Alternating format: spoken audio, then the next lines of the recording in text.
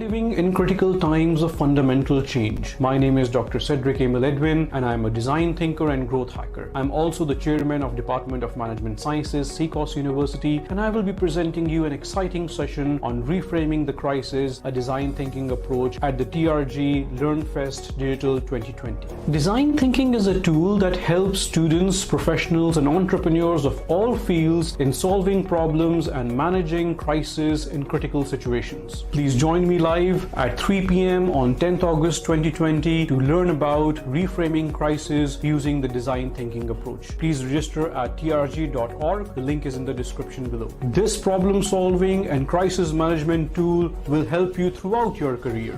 Design thinking as a tool is being used by leading companies like Apple, Google, Amazon, Airbnb, and several others to solve big problems in critical situations. Don't miss this wonderful opportunity to learn about this remarkable methodology. Whether you are a student or an entrepreneur, an employee or an employer of an SME or a multinational, if you're going through crisis, this session is for you.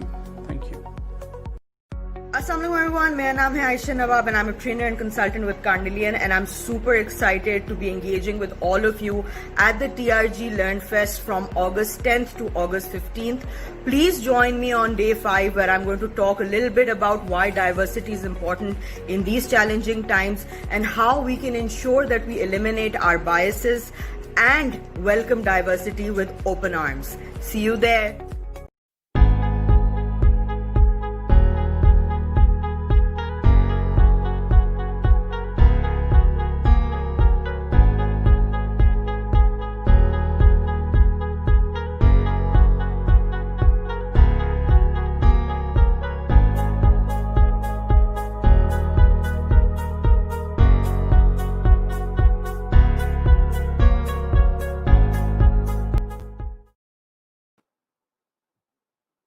Assalamu alaikum.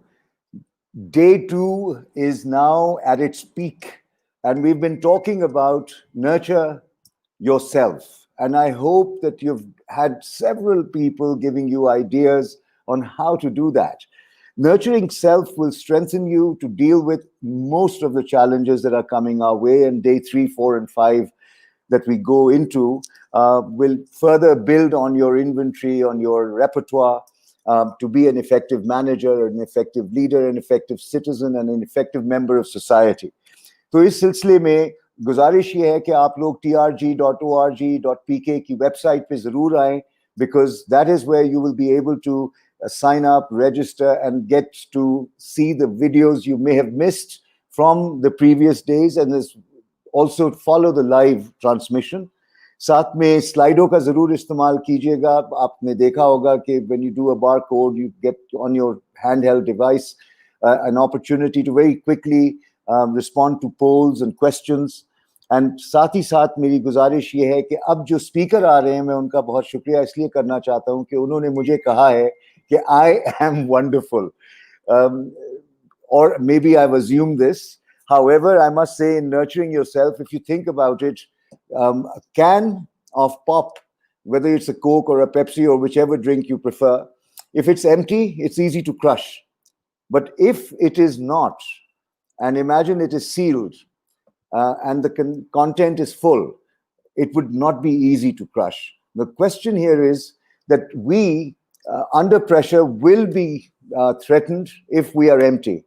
Nurturing yourself is about ensuring you have enough pressure within you to sustain the pressures outside.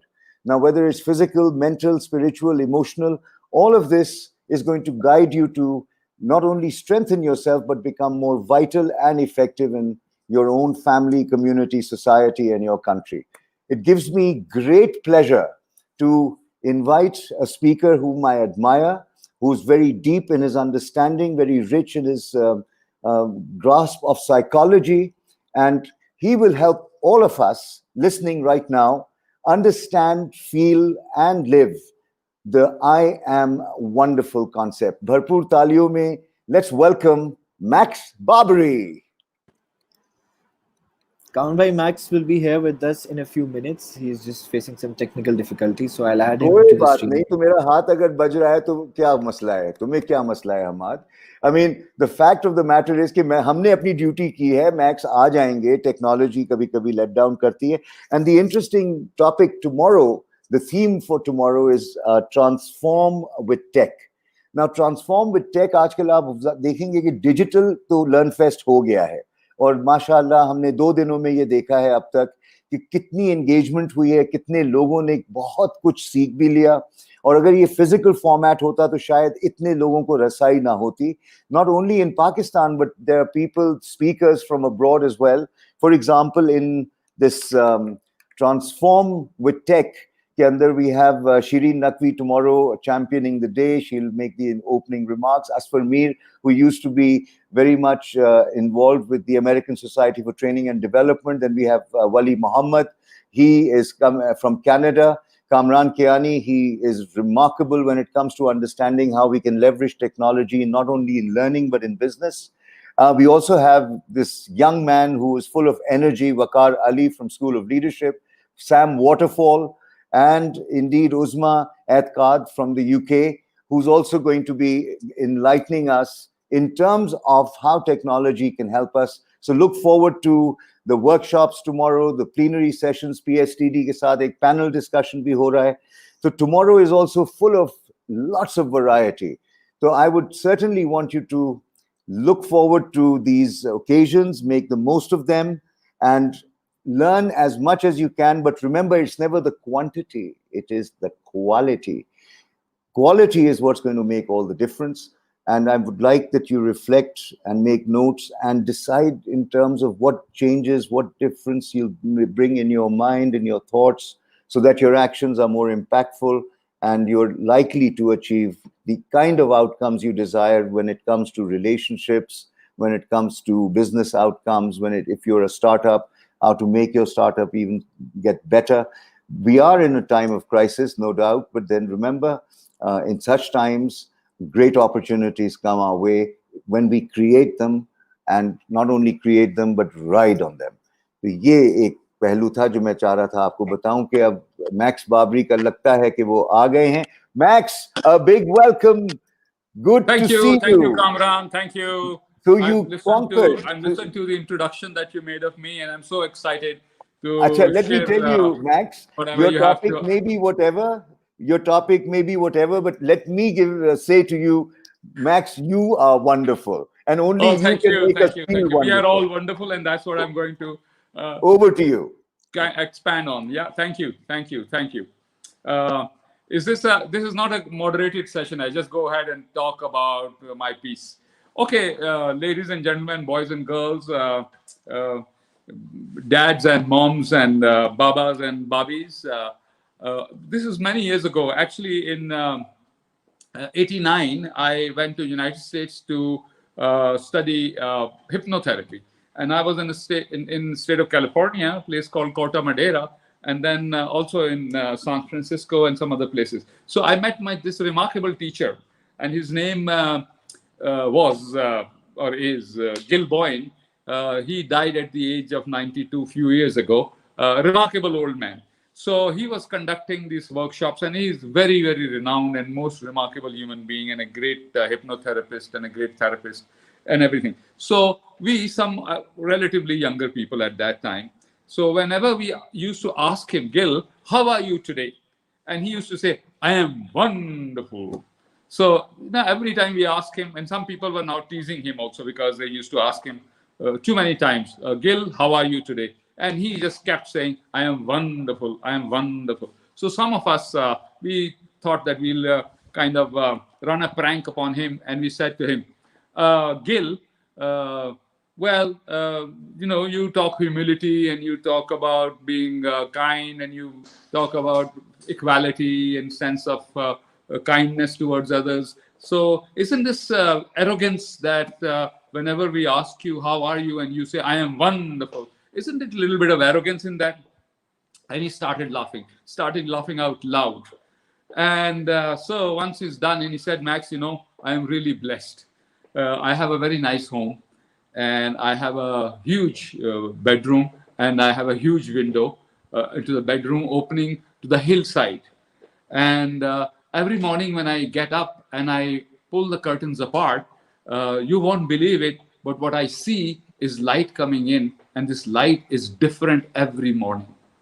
This has fantastic shades. Sometimes it's cloudy, sometimes it's rain, sometimes it's windy, sometimes it's just a little bit of cloud. So every day at 8 o'clock in the morning, different colors and different sounds and everything. And then birds are chirping, and I see new flowers coming up, and I see a lot of other things happening there. And I look at myself and I see I'm a fellow human being.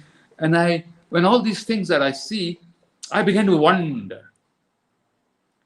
And I began to wonder about these flowers. I want to wonder about this blossoming, unfolding of flowers. And I began to wonder about the sounds of the birds. And sometimes the hillside looks different, and the flowers look different, and the sunshine is so beautiful. And I fetch myself a cup of tea and coffee, and I sit in a chair in the veranda, and I look at these scenes, and I become more and more full of wonder.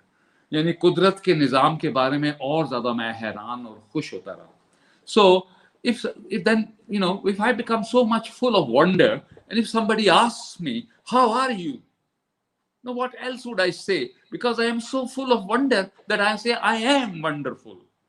So this is who we really are. And it is actually when we say that I am wonderful, we are being grateful to the nature and the creator, whichever way you want to swing, or to Darwin, Uncle Darwin, who said that we are the final product of millions of years of product development and survival of the fittest, and so on and so forth. So when I say that I am wonderful, I'm not being arrogant.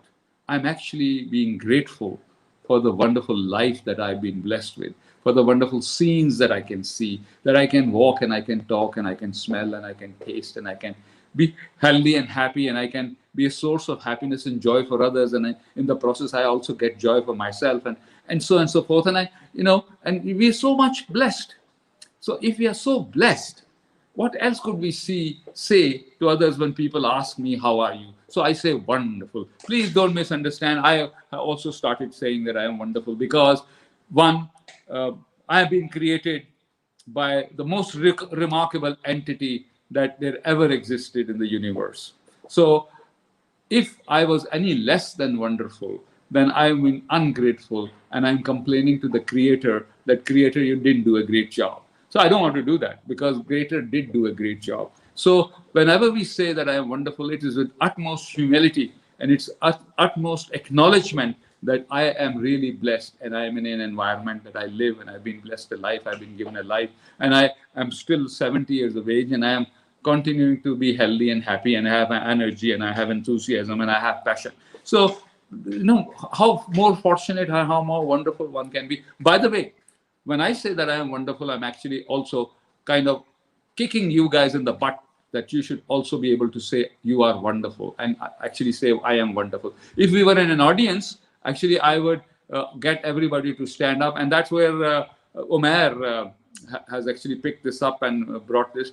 I will get everybody to stand up and repeat after me that I am wonderful, because we say I am wonderful, yes, but we also need to tell ourselves all the time that I am wonderful, so that we don't pretend that I'm not wonderful and hence do things which are not that great. So every time we remind ourselves that I am wonderful, I'm also pushing myself in the butt, kicking myself in the butt, telling me, Max Babri, you are not going to do anything stupid. You are going to follow the traffic rules. You're going to be ethical. You're going to pay your taxes. You're going to be honest in everything in your dealings. You will not going to हकूक़ इबाद का ख्याल रखोगे. तुम किसी के साथ ज़्यादती नहीं करोगे. किसी अपनी values को अच्छा रखोगे और integrity के साथ काम करोगे. So every time we say that I am wonderful, I'm pushing myself to do things that are great and they are wonderful.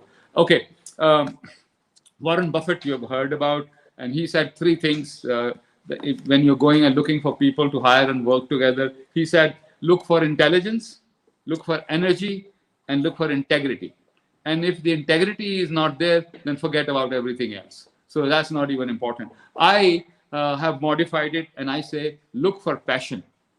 Because intelligence could be sometimes considered as something beyond my control. Like maybe I was born in an intelligent family.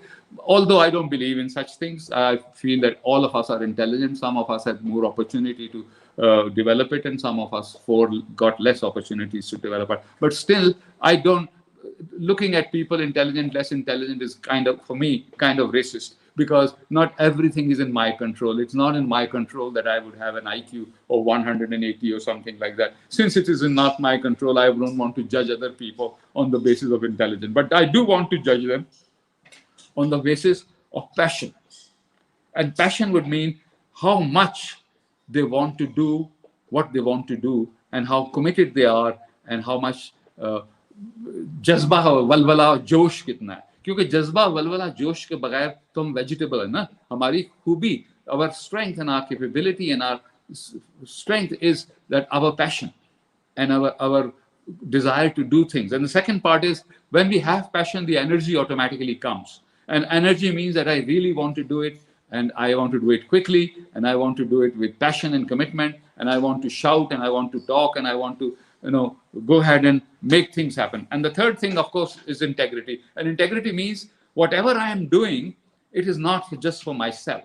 It is for improving quality of life of people, whether they are employees, or whether they are customers, or whether they are shareholders, or whether they are my family. So the purpose of life, in my opinion, is to help improve quality of life of people. Whether we do big business or small business, or we are a teacher, or we are a trainer, or we are into public service, or whatever we do, in my opinion. And of course, many years ago, in the early 70s, 60s and 70s, Dr. Edward Deming, who is a guru of quality, also said the purpose of business is to improve quality of life of people. And he also kind of, for HR people like myself, he clarified it, that the purpose of improving quality of life of people is in this order. First, employees, because employees deliver products and services. And if the employees' quality of life is not improved, it's difficult for them to improve quality of life of customers. So that is one of the most important things.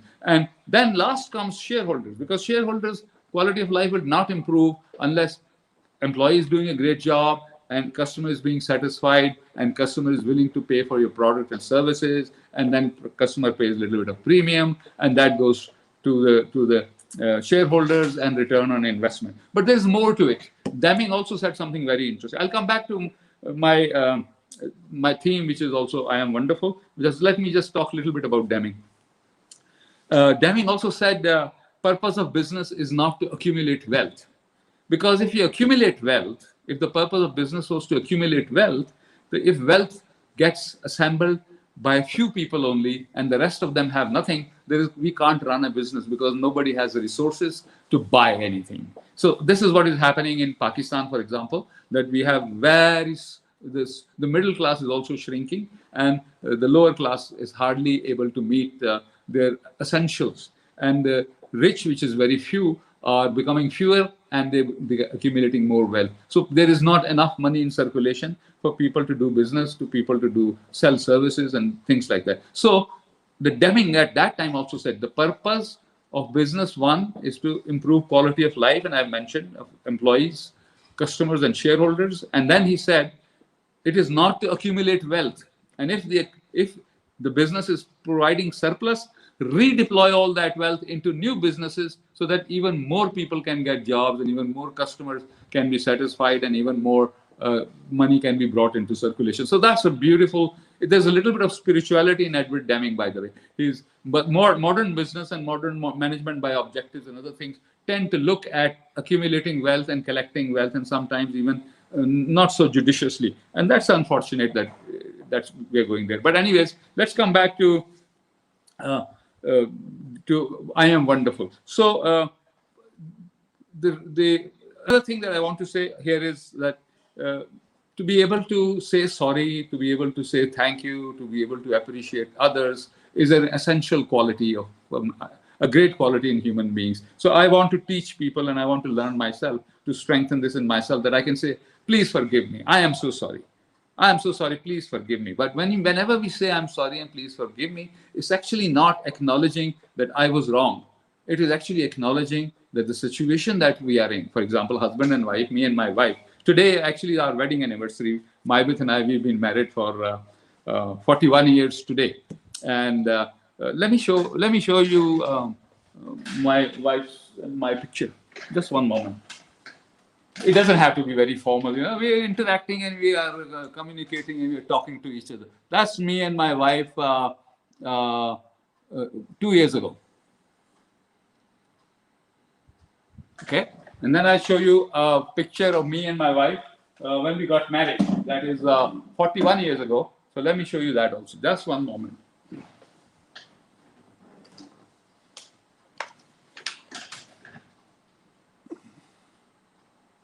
So this is me and my wife 41 years ago. Thank you, Umair.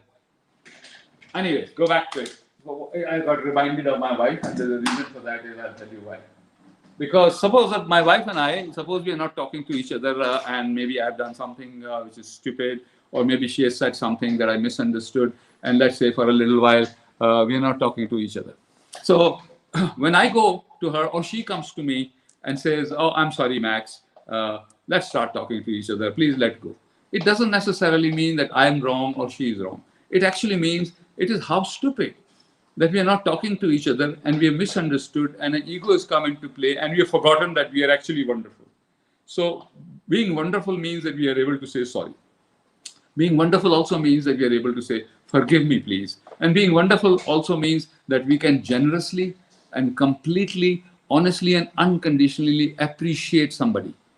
And that's so important to be able to do that, because when we are in a bad place, our anger comes up, and we are in a very bad place, we lose it completely, then our frustrations overwhelm us, and we sometimes बच्चों के ऊपर हाथ शाथ भी उठा लेते हैं, which is exceptionally terrible, because it means that we have lost all the reason, we have lost all capacity to be positive, we've lost it.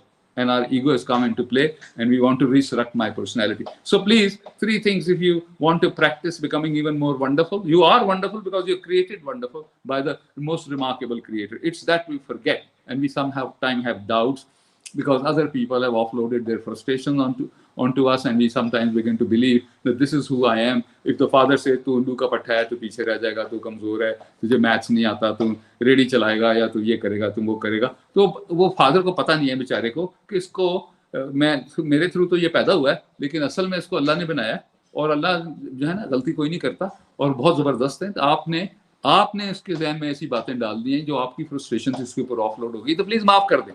ऐसे बाप को, ऐसी माँ को, ऐसे दोस्त को, ऐसे टीचर को माफ करते हैं दिल से, और रिमेंबर कि आप दुनिया के मोस्ट रिमार्केबल ह्यूमन बीइंग हैं। Anyways, going back to the philosophy that I was going to say is that what are the important things? One, of course, asking for forgiveness, granting forgiveness, saying sorry, and appreciating other people is so essential. Now, the important thing in this is that why do I do that? What would say that Max Babri is successful?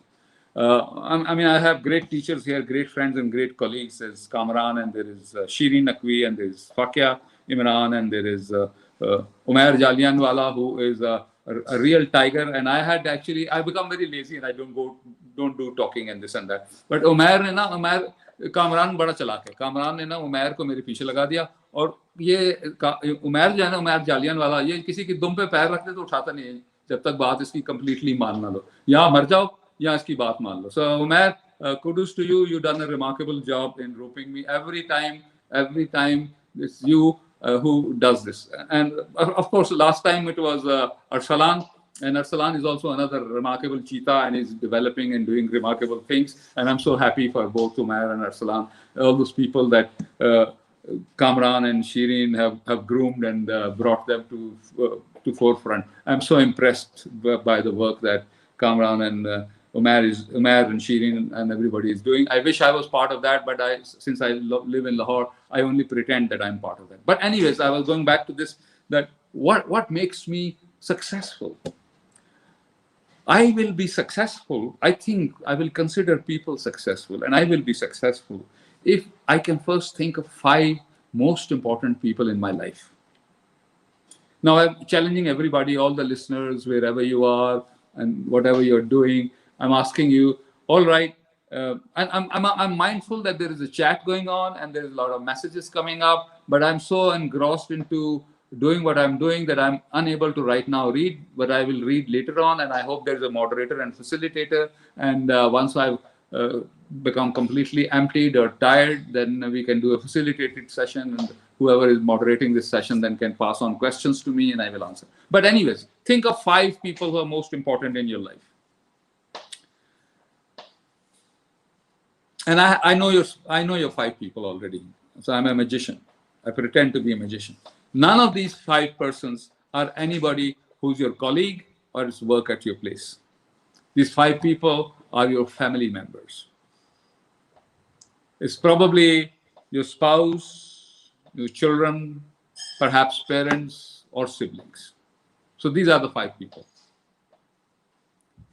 And if these are the 5 people and you think and you say, you profess, and these are the most important 5 persons in my life, then we need to ask ourselves, when was the last time I said to any of these 5 people that you are most remarkable and I'm so fortunate to have you in my life and you are the most important person in my life?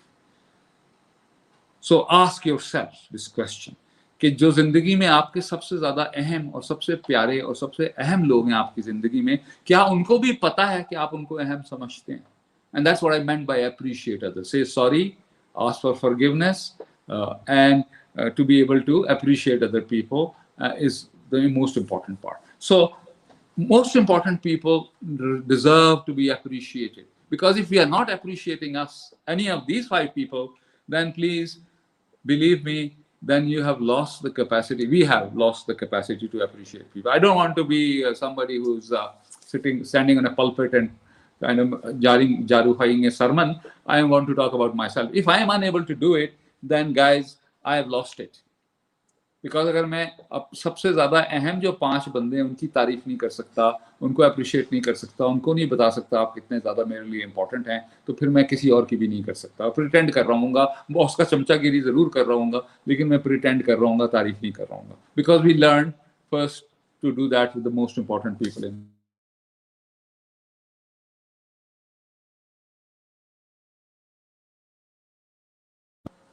Okay, sorry, there's a telephone call came in between, and I hope we have not lost the connection completely with everybody. Am I there? Can you see me? Yeah, okay. I think I'll come back.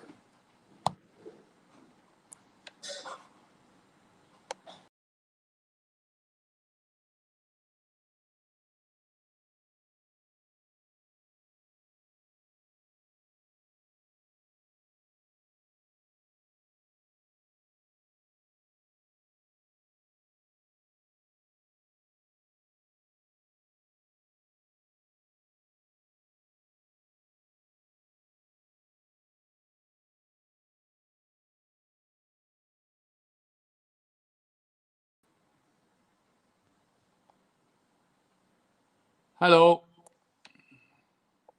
Okay.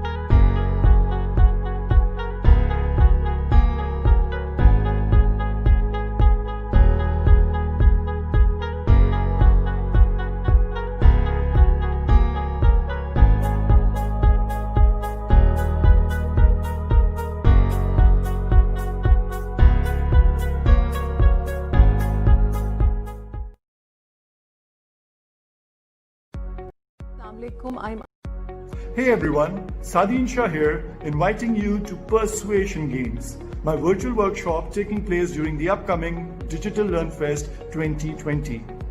Join me and others as we explore some highly intriguing linguistic and psychological ploys used by master persuaders to influence our behavior every single day. We will also be playing some highly interesting mind games from my corporate entertainment show, Mysteries Within. Will I be able to persuade you to do what I want?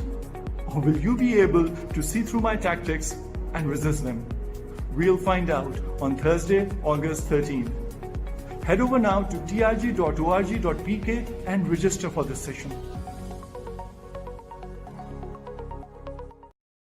Assalamu alaikum everyone. I hope you're doing good and doing safe. So I'm a very firm believer of the fact that learning is always around us. Being challenging times, turbulent times, we always get a chance to learn a lot of things. This year as well, an amazing opportunity is coming up even in such challenging times. TRG is bringing LearnFest, but it's happening digital this time. So all you got to do is to go to trg.org.pk, get to know about workshops, get to know about trainers. It's happening from 10th to 15th of August and register yourself. Amazing discounts, by the way. I'm also running a program. It's called HR 2020, which talks about the post-COVID world strategies of business and how HR needs to be on its toes to adapt and change and integrate into business to drive results. So I hope to see you all and connect during the workshop. Again, trg.org.pk, get yourself registered. See you during the workshop. Thank you, TRG.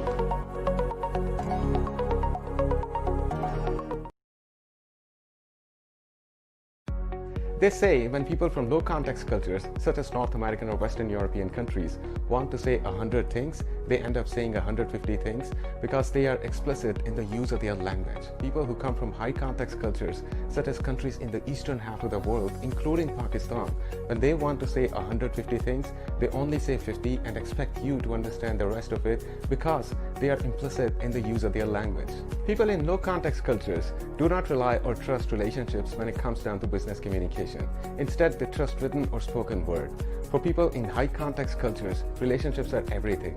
Silence and non-verbal cues could communicate a lot more powerful meaning than spoken words. If you break these rules, you embarrass people, you make them feel disrespected.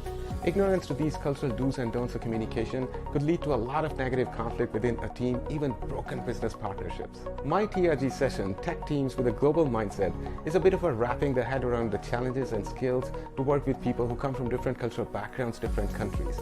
I am so excited, so looking forward to catch up with you guys on my TRG session, Tech Teams with a Global Mindset, on 12th of August, 3 to 3:45 p.m. Pakistan Standard Time, and 6 to 6:45 a.m. Eastern Standard Time.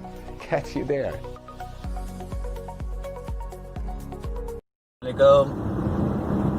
Life is always on the move, but that doesn't mean your learning should stop. This is UTP, Omar Pirzada from UTP the Utopia and Utopian Reality.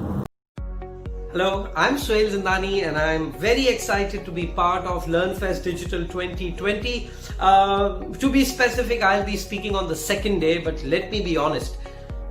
All the days are so exciting. They're filled up with so many amazing thought leaders that I really don't think you can afford to miss anything out of the entire agenda. Everyone talks about, why you should attend their session. I just thought of making it more Suhail Zindani like, So let me tell you why you should not attend my program. Please don't attend my program if you fall into any of these three categories. A, you think that you're already the best. Because if you think you're already the best, वैसे ही मैं आपसे बहुत डरता हूँ, and I think चूंकि आप already आप best बन चुके हैं तो वैसे ही आपका दुनिया में रहने का कोई खास जवाब बनता नहीं है. So don't be part of my program. Second, don't be part of my program if you are pretty comfortable with what you know and the concepts that you have confidence about. Because I can't work with confident people. मुझे बहुत घबराहट होती है उनसे because उनको they're so clear about everything they know. So in this program it's not about people who are absolutely comfortable about what they know. because I'm going to make your life difficult. So please don't come to this program. Third, if you think you know everything about leadership and there's nothing more that you can discover about the subject, because in this session we're going to break leadership into pieces. So I look forward to my session. I've just shared with you who should not attend my session. Baki jo saade log hain, they can, opt for the session that I'm offering. I'll be on the second day, that's 11th of August, and my session starts at 10 and it's still 10:45. It's a keynote, I suppose. I look forward to all of you being part of this wonderful event. As I said, the thought leaders who are presenting at this event they're amazing. And last but not the least, thank you TRG. I would particularly like to thank Umair. Umair, you have done a fantastic job. I know in this entire event you have not been into the branding headlight, but we all, the trainers who have been in the process, know the kind of hard work, the kind of generosity, and the kind of courage that you have put into the entire scheme of the thing. So all the best, and I really look forward to welcoming you all at LearnFest Digital 2020. God bless you all.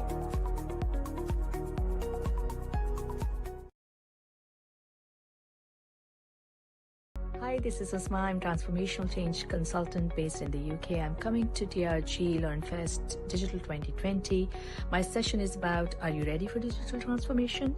By which I mean, is your organization ready for digital transformation? So this session will cover all the key questions around what really digital transformation is all about, and how you can actually reap the maximum benefits out of it. What are the challenges involved? So my session is actually underpinned by the learning and insights driven from my consulting experience here in the UK, as well as my lecturing experience. So if you're interested, please come and join and register you at trg.org.pk. Thank you. See you all there. Bye.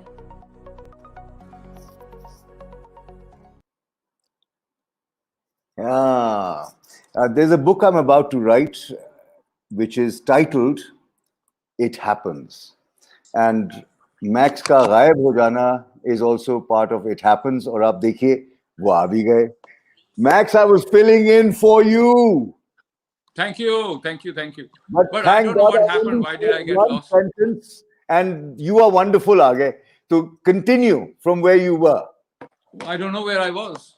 Do you know where I was? I'll tell you where you were. You were talking about the 5 most important people in your life, and making sure that they know how you value them, how you regard them, etc. Absolutely. And I think we can take it from there, and I talk another 5-7 minutes, and then we do interactive question answers. Yes. So good that you are with me, and I can see you also, because then I know that somebody is there as well.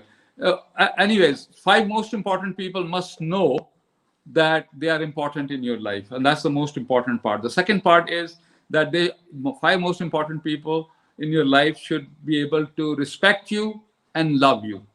If they are afraid of you and if they hate you, then you've lost it. Then you're not successful. Success means that people who are important for you in your life are able to say things that they want to say to you, rather than them saying only things that you want to hear. Because if they only say things to you that you want to hear, the relationship is fear-driven, because they don't want you to be upset or annoyed. But if they are saying things that you need to hear, then the relationship is based on respect, because they will say things to you or me that will help me become a better human being. So that's what is important in this situation. That 5 most important people, and I know those 5 most important people are not your colleagues and not at your work, they are at your home. They're your siblings, or they're your mother and father, or they're your spouse or your kids. So please engage with them and ask them, what is it that you could do even better? And when you engage and ask them, then only they will have a relationship with you which is based on respect and appreciation. So this is important. The second part that I think important is that I get to do in life, success and happiness is what I'm talking about. That I get to do things in life that I want to do, that I don't have to do things. And things that I want to do and I like to do becomes my profession, my source of subsistence and my source of happiness and my source of joy. Then only I will have passion, energy, and integrity in what I am doing. And I brought out these 3 elements which are important for us in the past. So, and of course, while we do that, we must be mindful of Hakukul Ibad, as we say, people's rights. We might be mindful of values that I have and people around me have.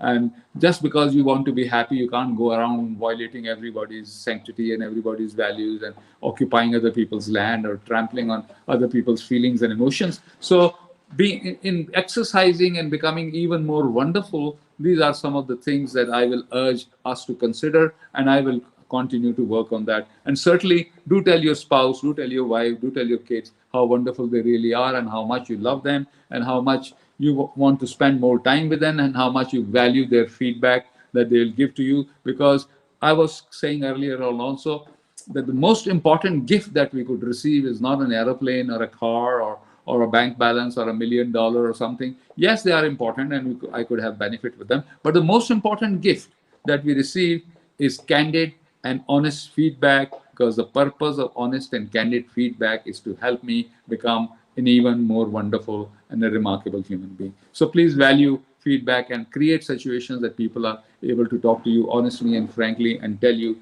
what they want to tell you rather than what you want to hear. And I've also, I think I have acknowledged Kamran and Umair and Shireen and Fakia, my friends, and many other people, Arsalan and friends who have been working with Kamran, and and Shireen have groomed them, and they become remarkable independent consultants. And my role model, many of them are my role model. Actually, all of them are my role models, and I'm very impressed with them. So I think we can go back to now maybe some question answer session, and I've spoken enough. So how do we go about it, Kamran, with question answers? ये phenomena जरा समझाएं ऐसा क्यों होता है? So what's the question? This is the question. Why do people take their loved ones for granted? Because I think we have been not treated so well. Our parents were not psychologists. They were not as enlightened as perhaps we are, or maybe they were. But we had teachers, we had people who were jealous of us, and many people thrive, unfortunately, when they think that they are not wonderful. They think they can become bigger by subjugating somebody else. And many of us have been subjugated, and we have not overcome that feeling, and we feel that it is all right to exercise authority and subjugate and brutalize other people instead of continuing to being appreciative, loving and saying sorry and forgiving.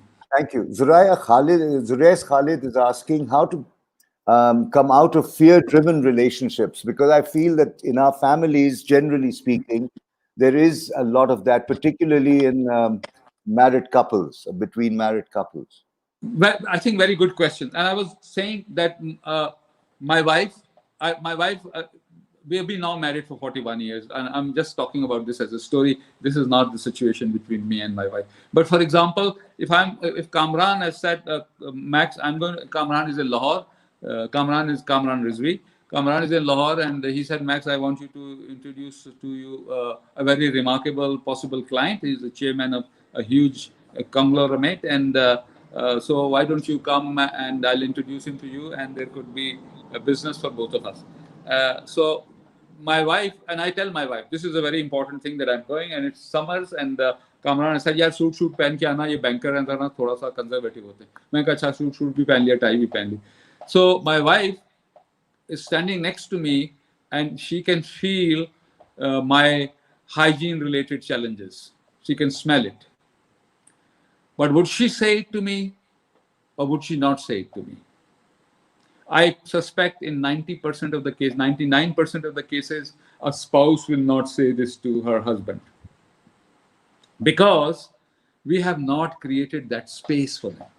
She will only say it to me only if I said, Maybrit is my wife's name. Maybrit, this is a very important meeting, and I want to be in this meeting, and I want to be judged for my integrity, passion, and energy, and not on the basis of my body hygiene. So can you tell me if I'm okay? Or do I need to use a little more deodorant or something else, or even maybe take a shower, or maybe change the undershirt or something? So I need to create that space so that she can tell me. So we are not creating that space. We are pretending to be perfect guys and gals. So please reach out to your family. Please create that space that they can learn to respect each other rather than be fear-driven. So create that space, encourage them to speak their mind, because if you don't encourage them, they'll be afraid. So Yes, and then you can also give feedback. बच्चों के और साथ करना ज़्यादा ज़रूरी है, Kamran. More important to do with the kids. Tell them, how can I be a better dad? Ask them. You have to give me 3 points where I can be a better dad. Good idea. I'll do that right away. Zunaira Farooqi is asking how to inculcate or develop this notion of I am wonderful in people lacking it. क्योंकि बहुत से लोग hardened beliefs के साथ चल रहे होते हैं और उनको इस ख्याल से भी थोड़ी चिढ़ होती है कि यार मजाक ना बनाओ. अच्छा, Zunaira, one of my suggestion is right now that please don't worry too much about other people. If we can become wonderful ourselves to begin with, that's fine. Because problem is that we are too busy trying to change other people, and we might have our own blind spots. So let's ask other people, how can I be even more wonderful to begin with? Good and idea. when you ask somebody, maybe that person will also ask you and your opinion. But please, there is no enlightenment. If we seek enlightenment with a discriminating mind that I have arrived and others don't know anything, that's the biggest folly. So as we become more enlightened, so to say, within inverted commas, because it's only a journey, we must become even more humble. The humility is the expression of enlightenment and not the arrogance.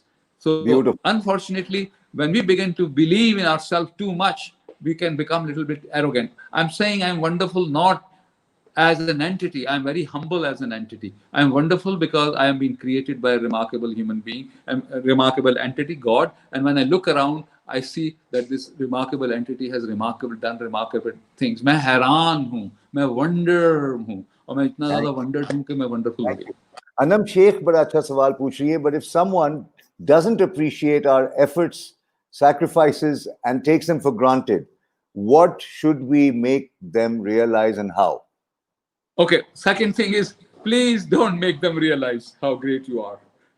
It is for you to realize how great you are, and continue to behave in a great way rather than expecting other people to acknowledge it. It is your intrinsic acknowledgement to yourself. Please, not everybody is at a good place. Those people who are not at a good place, they will never be able to appreciate or say sorry and ask for forgiveness. But if you continue to do that with them, they may learn to also respond in that way. But if they don't give up on yourself. Continue to do even better.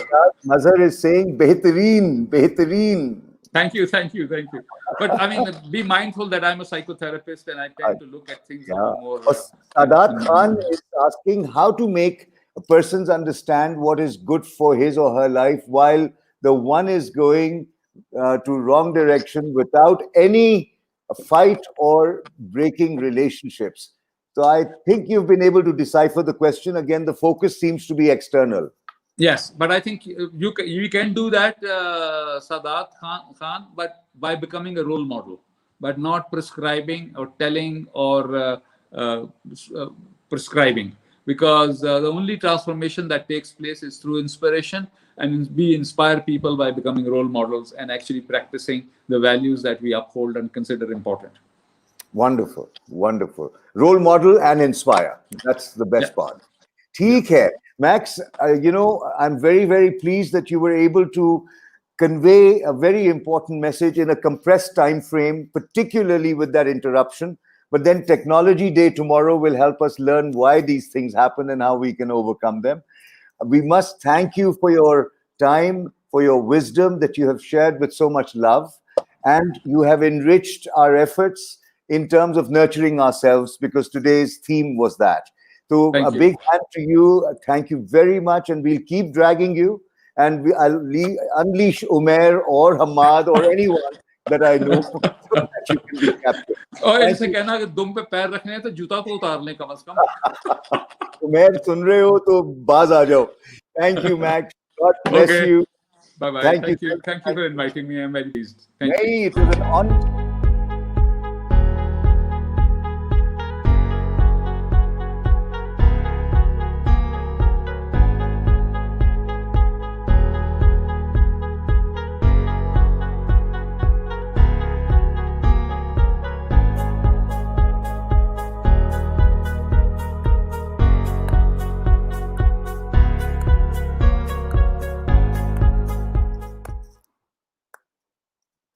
Assalamu alaikum. Countdown, and the theme song is so beautiful. मैं तो नाचने लगता हूँ in the background. Now is the time to introduce a gentleman I've known for over 2 decades, whose contribution to Pakistan and education in particular has been nothing short of remarkable. He has been sowing seeds of enlightenment, of open-mindedness, of ensuring that our youth are taught in ways which brings the best out of them. We are still suffering and struggling in our country, which is a young country, and education continues to be a challenge, and there's a talk of a national curriculum as well. It's a huge subject, but when you meet this gentleman who's about to enlighten us on the 9 wrong ways and 1 right way of online teaching, I'm sure you will get so much value that you might be wondering, why didn't you listen to him before? Aapki bharpoor taaliyon mein welcome Abbas Husain. Assalamu alaikum. Sir, good to have you. Good Yes, to have thank you. you. I hope aapko takhir nahi hui because you were online 2 I was minutes. there. I was listening. I was enjoying Max. He is wonderful. Yeah. And you are no less in a different Yeah, domain. thank you. But I feel that you represent the biggest challenge for us, because no doubt online is going to connect us to many. But please enlighten us. What are those 9 wrong ways and the 1 right way to use it? So the floor is yours. Fly. आइए भाई, मैं share screen करना चाहूंगा और slides पर हम लेना चाहेंगे. Please help me get this thing moving. हाँ, okay, right. How do I get to? I am on sharing slides there. Does that work? Yes. Hello.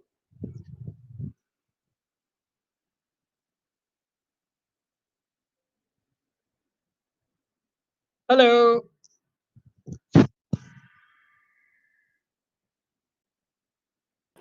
Basab, it's working. Please, It is okay. Yes, I needed to understand. Okay, first, there we go then.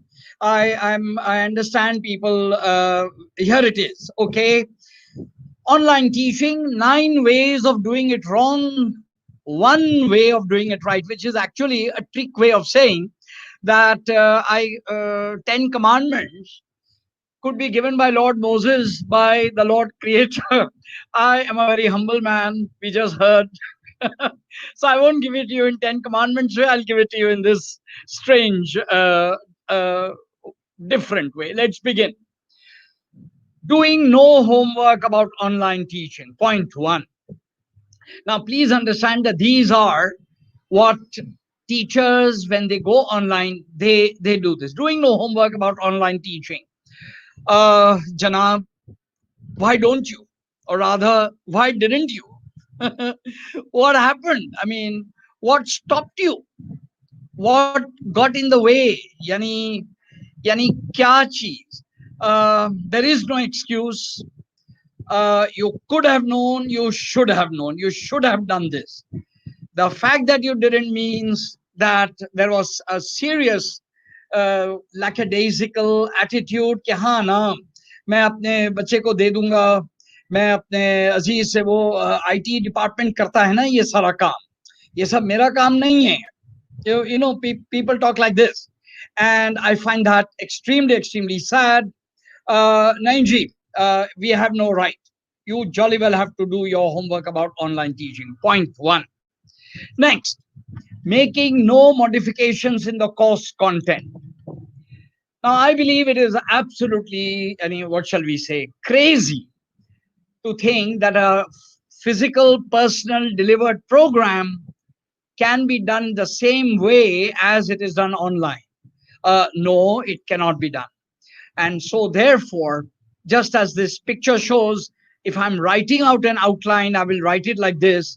But if I'm doing it on Note, if I'm doing it on Evernote, if I'm doing it on Tony Buzan's mind maps, I would have lots of possibilities. So to not recognize this is a huge issue about not making modifications. It's a lack of imagination, actually. All right. We move on, and this will be, as I said, in this presentation, I want to come out with ideational density. And that also is, by the way, one of the points I'm trying to prove. All right, let's see. Number 3, selecting technology for your course without knowledge of its affordances. Brilliant, affordances. I think a brilliant example would be something like this. Once upon a time, we had blackboards, and we used to write upon them, or at least our teachers used to write upon them with white chalk. So we had blackboards and we had white chalks. Now we have whiteboards, and yet the saddest thing I have seen in all the thousands of classes I have observed, the teachers still use black markers, just one color, black. Now I think using a whiteboard with only a black marker is using it like a blackboard. Do not recognize that a red and a green and a blue colored marker are just as the same cost as a black marker, and so much more color is possible on the whiteboard. And to not understand this is a metaphor for technology for your course without knowledge of its affordances. If it is possible for you to integrate images and pictures and videos and your own voice, go ahead, for God's sake, and learn how to do it. Don't limit yourself to a whiteboard as if it is a blackboard. Right. Number 4, not developing technical understanding of the technology you are using. One of the strange things out of very many opportunities or moments when people ask me about my favorite books. Those who visit my center know that I have 12,000 books. I read a lot. And people ask me about my favorite. And my all-time favorite that I suggest each time is this incredible classic, Zen and the Art of Motorcycle Maintenance by Robert Persick. And long story, there are lots of other books, not the point. There is in it a remarkable section, the opening of it, which explains why when we use technology, there is something in us, a strange kind of zid, a prejudice that makes us feel that this technical understanding is not fair. यानी जब मैंने एक machine ले लिया है और उसके अंदर में ये काम हो जाना चाहिए, फौरन ही क्यों नहीं हो जाता? यानी अगर मैक्स बाबरी बात कर रहे हैं और अगर वो टेलीफोन से डिस्टर्बेंस हो गया तो ऐसा क्यों हुआ? खबरदार, बदतमीज, कुत्ते. मैं नहीं करता. Sorry, no, we must have more patience because the technical understanding goes with the technology you are using. And in that sense, we need to develop the technical understanding, and it's very simple, thoda sa attention chahiye, and we grudge it. Whereas on the other hand, it is not very difficult either. Right. Number 5, not creating a comfortable environment for your students. One of the, an American educationist has made a very powerful point. The American educationists have pointed out, once upon a time when a student entered school, let me see if I can come back to the screen. Friends, can I get back from not sharing screen to getting on the 8 minute? Let me see. Can I get back here? Okay. Right. I think we can. I can give this example and then I'll build on. All right. An American educationist has pointed out that once upon a time, for a child to be present in the school meant that the child has entered school at, say, 7:45 in the morning and is there till about 1:30 or whenever school goes off. And during all that time, his attendance was marked by a teacher, a particular teacher, who marked P next to it. But throughout the whole time that he's there, he has a variety of places to be in. He can be in the cafeteria, he can be in the corridor, he can be hiding behind some pillar to avoid a particular teacher's class, he can be in the library, he can be in the washroom, he can be in the playground, he can be anywhere and he's marked present. Please mark this point, that he's been marked present. 7:30, he was seen by the school monitor, he's in, and a teacher has written a P next to his name, attendance, but throughout the time he is on the move. Of course, he's in class too. But today, when I'm taking a Zoom class, when I'm taking a class online, being present does not just mean being present. Being present means being attentive and engaged. Now, that's a bit too much to ask of a little child, age 9, from 8 o'clock in the morning through 1 o'clock, with a different variety of teachers coming in who are all fresh. And that poor lad or lass is in front of the Zoom camera, is in front there, and is supposed to pay attention. Now, you can immediately see that this is very, very serious.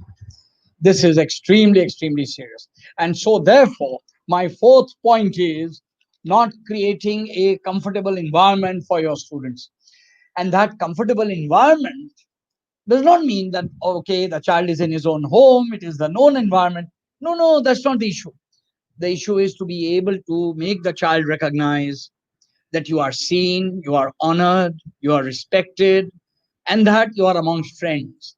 So the teacher should spend some time not only knowing the child, but allowing the child to know the others who are only visible like a face, or sometimes not even that, just a voice on the Zoom camera. So part of the, now you can immediately see where I'm going with this. That's one of the important things to do, and that's a powerful thing which very many teachers miss because they are so busy, involved with the curriculum and involved with the course, and that they miss out on this necessity of the powerful environment. And that part, yes, yes, true, Faiza. I'm coming to that. You can, as I said, imagine if that is the condition of the little child whose attention span and other things are different. Imagine how much more it is when university professors. I'm coming to them as well. So that was point number 5. Oh wow. Okay. 6. Relying. Okay. Let me quickly get to the screen and show you. Yes. Right. Can you see this? जरा सा भाई हाँ कर दीजिएगा. Yes. Hello. Yes, Abbas, we can see the screen. Is it visible now? All right, fine. Relying solely on synchronous communication, giving online lectures. Yes, this word is now extremely well known. It is part of the new vocabulary that we are all learning. And yes, let me get back to so that I'm visible and I'm able to interact with people here. Okay. Synchronous and asynchronous. I believe that one of the most important things intellectually we need to do, and this one now pervades right through all my 9 errors, is a vision and an understanding of time. Time itself. Time itself has changed. And that's a strange thing to say, but yes, time itself has changed. And there are several ways of understanding this, but let me see if I can, with some metaphors, get this idea through to you. Once upon a time, if I was not before the television set while a particular program was being broadcast, such as Ashfaq Ahmed's Ek Mohabbat Sau Afsane, such as Waris, such as Airwolf. Now you can see I'm I'm talking about a long time ago, and many youngsters may not be able to sync with it at all. But there's a point I made. I knew that if that program is missed, it's gone. I had no way of imagining that a day would come, that inventions would come, that the whole landscape of knowledge would completely change.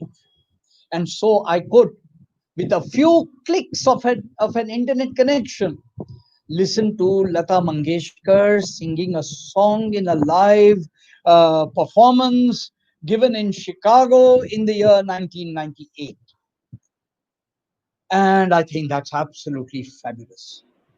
That is absolutely amazing. Something which I believe people of my generation need to wrap their minds around. That time itself has, yes, Khuda ki basti. Time itself has changed. And because our perception of time has changed, we are dealing with youngsters for whom this new perception of time is normal.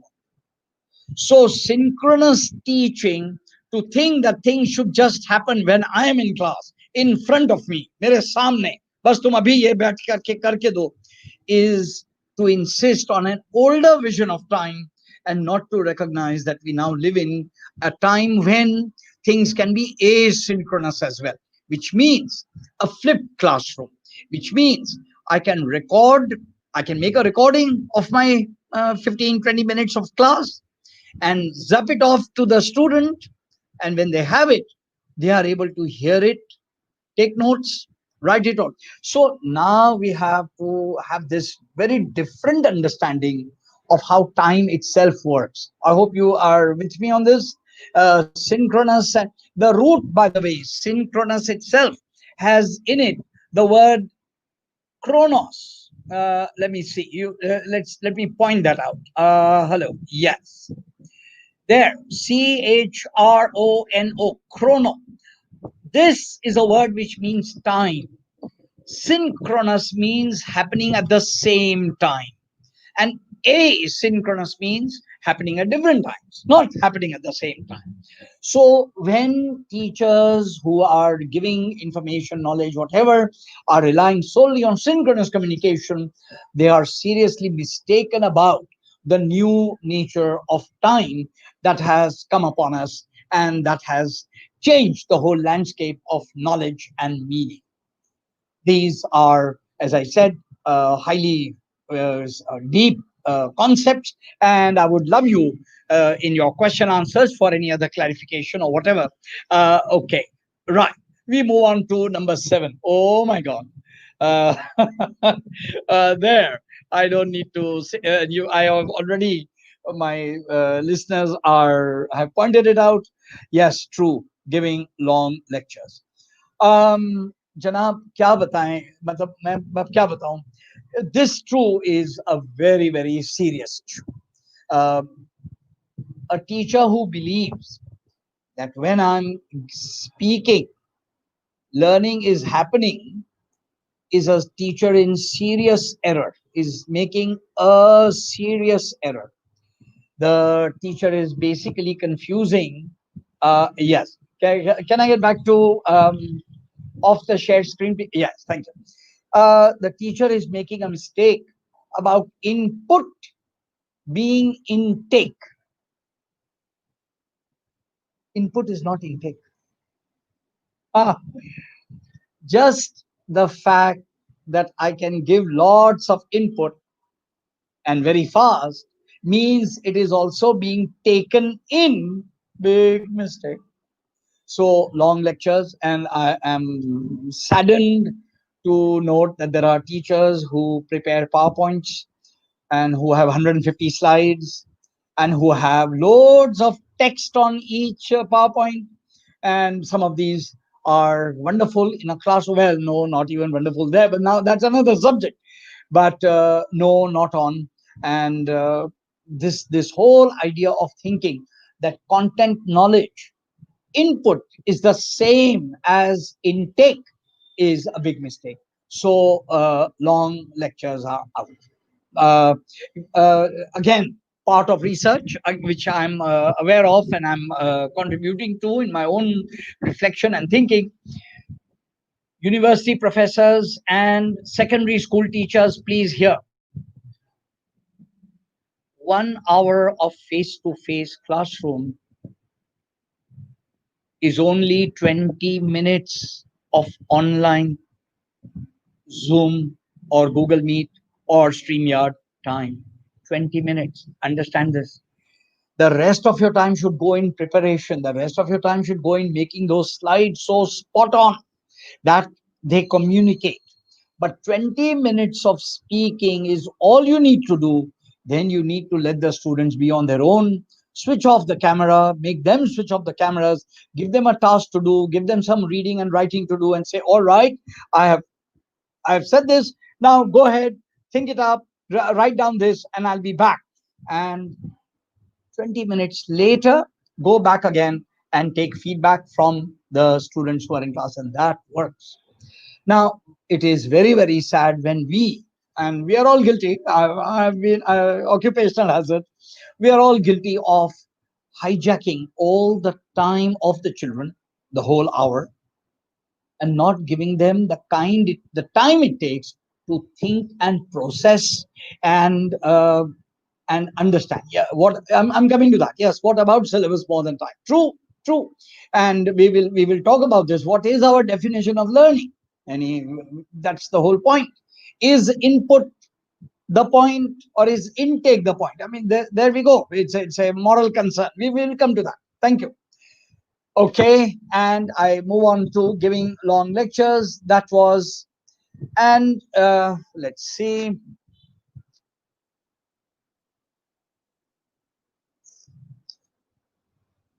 That was number 7. We go on to 8 there.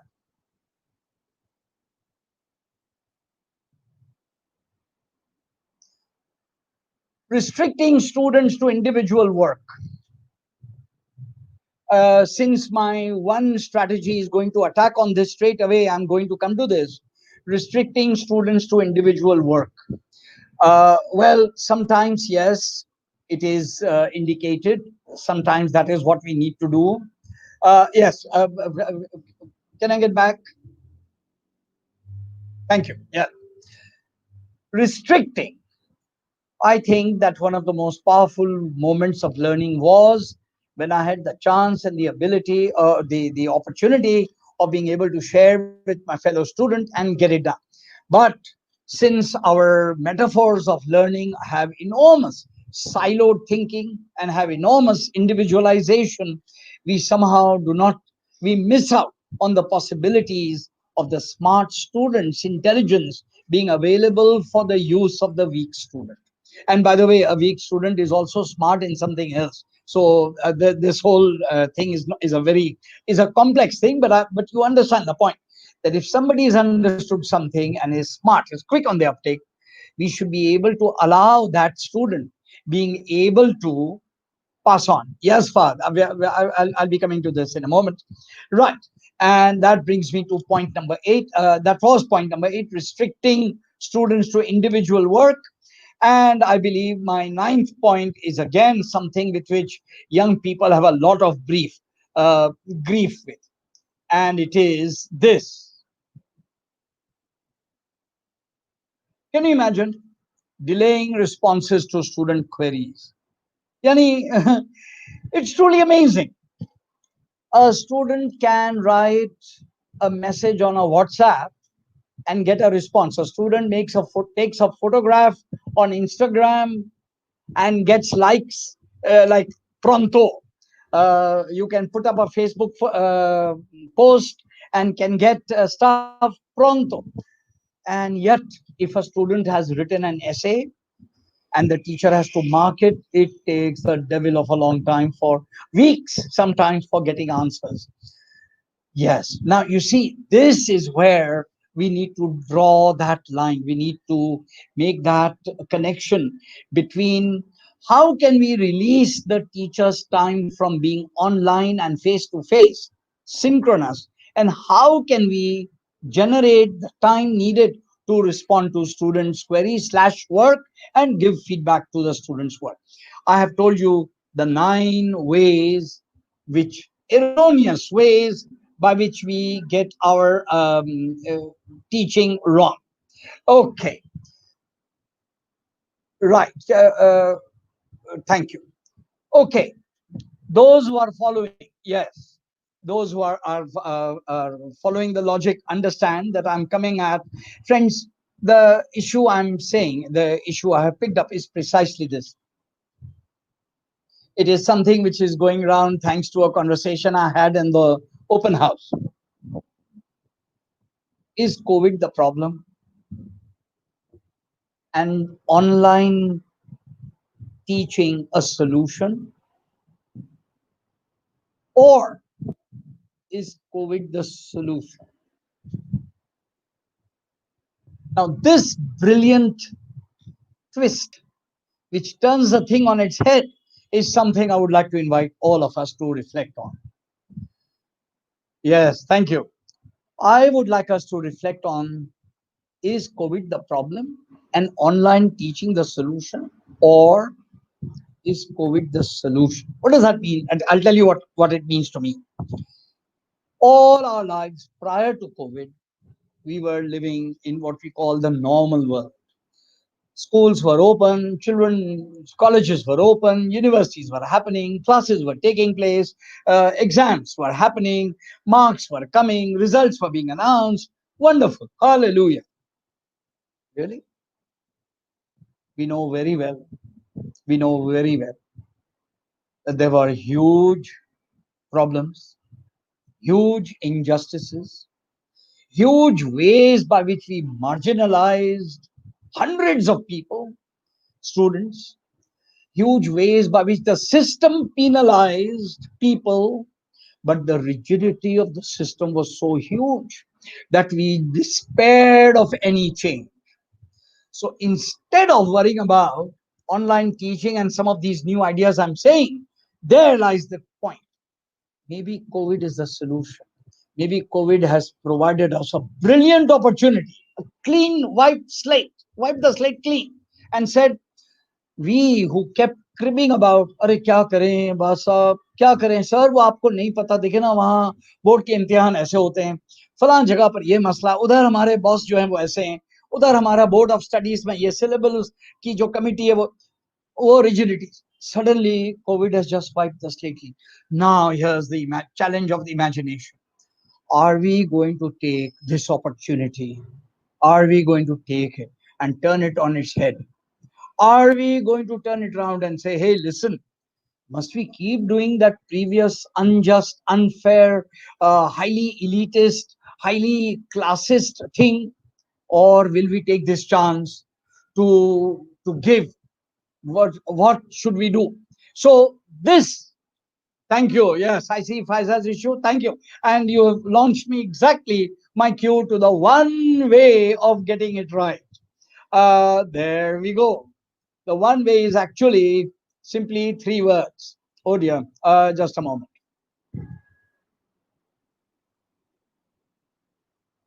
Sorry.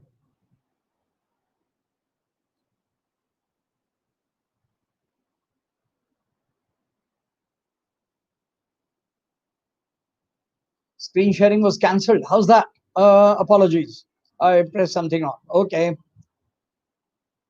Share screen. Yeah, got that. Share. Sorry, friends. There. I have now come to my solution. There we go. One way to do it right. It's only one thing, but these are 3 words I would like. Connect, collaborate, cooperate. There, this one point connects all 9 of these points. Let's, okay. Connect, collaborate, cooperate.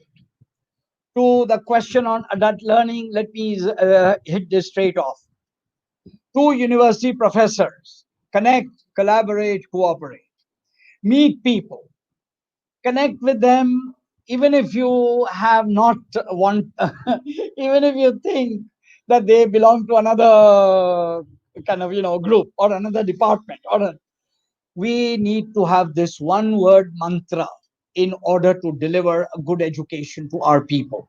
We need to make the students connect with each other, collaborate with each other, cooperate with each other. We need to connect with parents and get them on our side. We need to get university professors of various departments to work together. We need to get collaboration to work at every possible level. Yes, can we get back? Right, now let me pause here. Yeah. Right. Friend. Okay, thank you. Connect, collaborate, cooperate. COVID has taught us something incredible. There was an announcement made by someone that COVID respects no religion, no sect, no gender, no qualification, no age. It doesn't. It just cuts right through. It doesn't see nationality, doesn't see ethnicity. Now, against a force that is so non-discriminating, we human beings, we people of intelligence, we people of intellect, we should always open our hearts, open our minds, connect, collaborate, cooperate. We need to reach out with people, with groups that we have in our minds said farewell to. ये एक बड़ी मुसीबत है. In our own silo thinking, हम समझते हैं नहीं ना, हम मैथमेटिक्स वाले लोग हैं, ये लिटरेचर वाले लोग हैं, इन्हें क्या पता. Sorry friends, you don't understand. Reach out with a hand of friendship and you will notice that they have a couple of clever ways of getting children to engage in a class on Zoom, and maybe your maths will be delivered faster and better. So my 1-point agenda as a result of all these errors: connect, collaborate, cooperate. I pause here. If there is, I've been responding to things. Thank you, and we can now have some responses or questions. But that's it. Thank you. Thank you, Abbas Saab. बहुत मजा आया. And I was also reflecting on the adult learning side of things. Yes, and true. Online teaching जो है, जैसे आपने एक बात की, मुझे तो बहुत प्यारी लगी कि क्लासरूम का 1 घंटा और आपके Zoom का या Google Meets का जो है वो 15 से 20 मिनट. And exactly. आपने asynchronous की बात की है, that was remarkable, and the way you connected that to time. And how by listening to Mohammed Rafi back in 1998 जब उन्होंने कहीं पर concert किया था, आज 2020 में बैठ के, you know. So we are living in interesting times thanks to COVID, that it has smashed the status quo, and it has actually given people like you the highway to reach out to the most. अभी मेरे ख्याल से जब आप इसकी recordings भी जब आगे जाएंगी इंशाल्लाह, तो asynchronous जो है ये lecture आपका मेरे ख्याल से 5 साल चलेगा और लाखों फायदा लेंगे इंशाल्लाह. My pleasure. Zarur. Thank you. It's a remarkable pleasure to have you, an honor for us. You have really given value to the day. You are the last speaker. The theme of today, nurture yourself. And आपने technology पे close किया है क्योंकि कल का theme जो है, that is about transform with technology. So you have set the pace for tomorrow most eloquently and beautifully. बहुत शुक्रिया. बहुत शुक्रिया. Thank you, Kamran.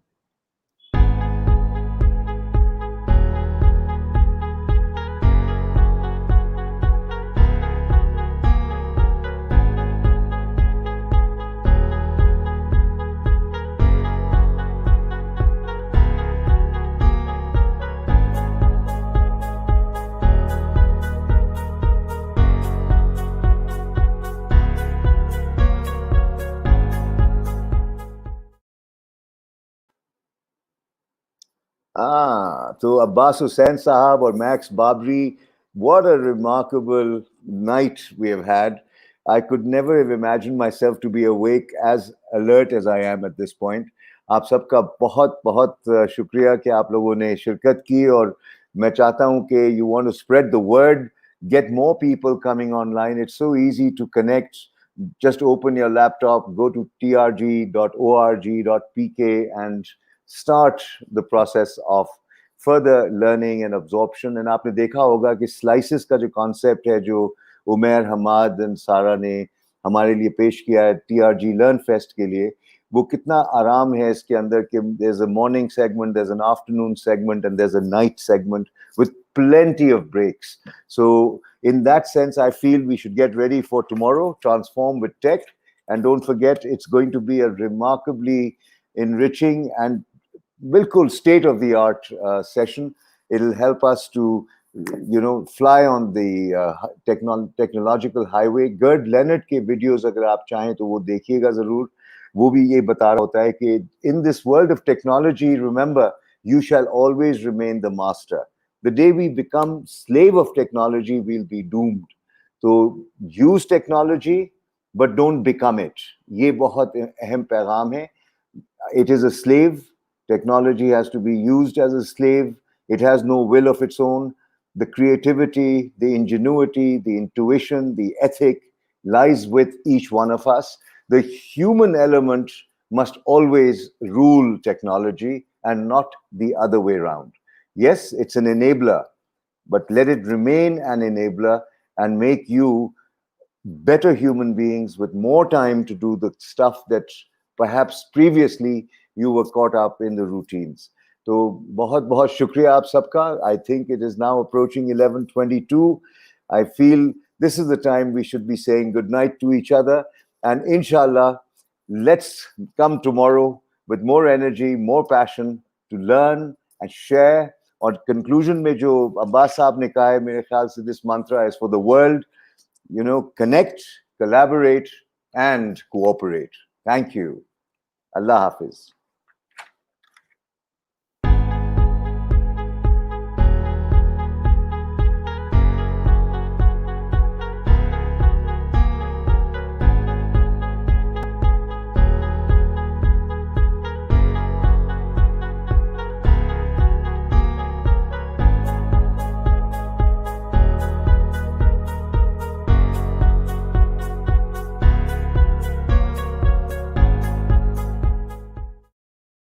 It is said, when the only tool you have is a hammer, every problem becomes a nail.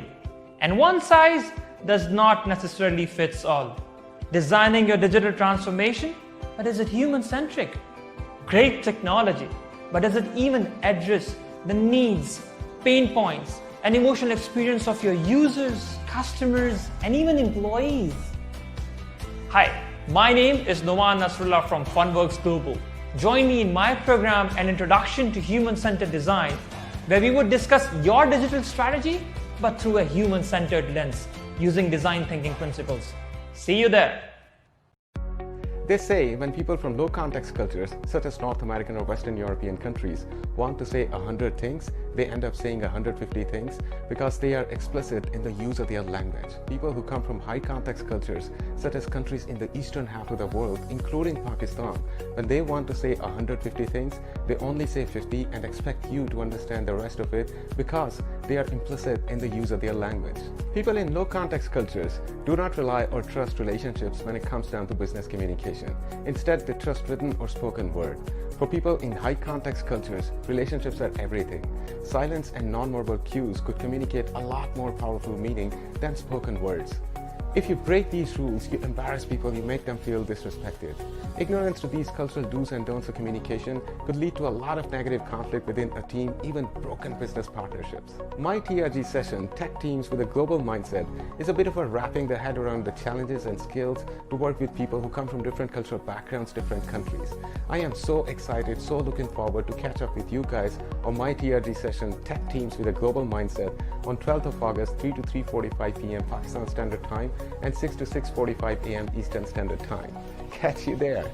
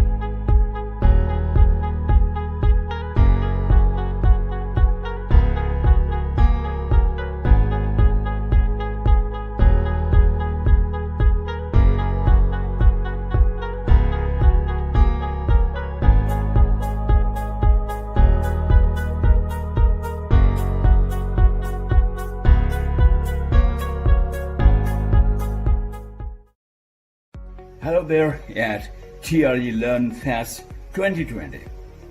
Assalamu alaikum. This is Arif Anis from London. We all love leaders. Leaders, when you think of them, you think of Muhammad Ali Jinnah, Nelson Mandela, Bill Clinton, and say our Prime Minister Imran Khan. Now, when you think of leaders, something on the back of our mind tells us leaders are extraordinary. And we keep wondering about the secret sauce, something that makes that leader extraordinary, or that puts extra in front of the ordinary. A leader, when he walks or she walks and steps in the room lights up. When he or she opens the mouth, people listen. There's some gravitas, there's some charisma, there's some pull. And scientists, psychologists, behavioral psychologists have been wondering about that secret sauce. What is about a leader that gets him or her immediate attention, that gets him or her followers, that gets him or her that appeal, that winning appeal that works in any given field, whether in business or politics or academics, say it any. That secret sauce has been discovered as executive presence. What is executive presence? How you, as a leader, whether you are a CEO or a general manager or a team leader, how you can have that art of executive presence that can put you in that place where leaders are perceived. This is what I'm going to talk to you on the 13th of August 2020 at Learn Festival at a keynote. I look forward to seeing you there. Ciao. Assalamu alaikum. This is Zishan Fahim, a business coach, a trainer, and a consultant, inviting you to an exciting digital learning festival, LearnFest Digital 2020. It's where I, along with more than 75 speakers, will share the pearls of learning that can instantly prepare you to face the challenges of the new world that we have transitioned into. Although we've been learning time management for quite some time now, yet the ever-transitioning business world keeps surfacing new challenges that require new solutions too. Managing time is a skill that needs to be polished time and again to keep up with the pace of the modern transitioning business world. We know that the response to COVID pandemic has been difficult to adjust to. So my session will focus on the particular new challenges in time management that have come along the shift to an online world. Plus, I'll be sharing some very useful apps that can help you utilize technology too. After this session, I am sure these apps will enter your personal and professional lives to make them easy for you. Although the recent transitions require us to learn many other things too, but the need to polish time management skills stands above them all. As Peter Drucker puts it, until we can manage time, we can manage nothing else. The same is also reflected on a post of World Economic Forum. So, at LearnFest, bringing for you one of the most important workshops of all, managing time in challenging times. तो आइए session में मुलाकात करते हैं.